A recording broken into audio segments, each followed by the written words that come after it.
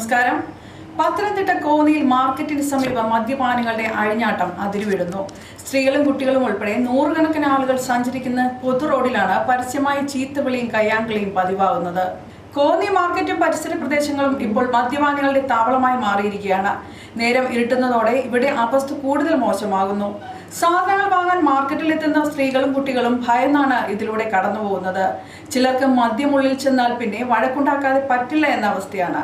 അത്തരമൊരു കാഴ്ചയാണ് ഈ കാണുന്നത്.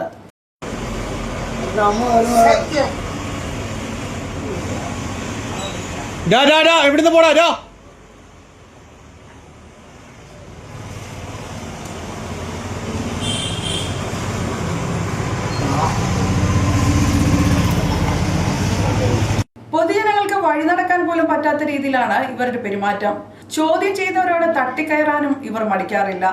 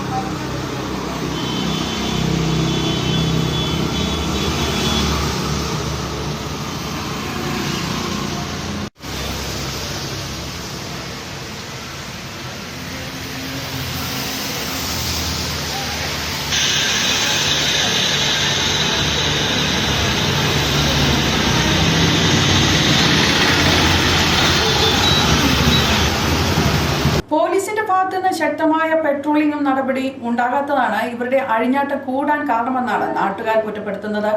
നാട്ടുകാരുടെയും വ്യാപാരികളെയും സമാധാനം കെടുത്തുന്ന ഈ സാമൂഹ്യ വിരുദ്ധർക്കെതിരെ നടപടി വേണമെന്നാണ് ജനങ്ങളുടെ ആവശ്യം.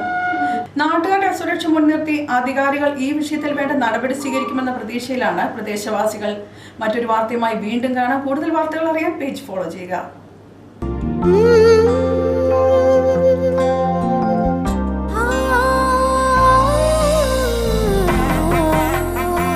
സുവർണ സ്പർശവും ഒരു നൂറ്റാണ്ടിന്റെ വിശ്വാസവുമായി ഭീമ പത്തനംതിട്ട.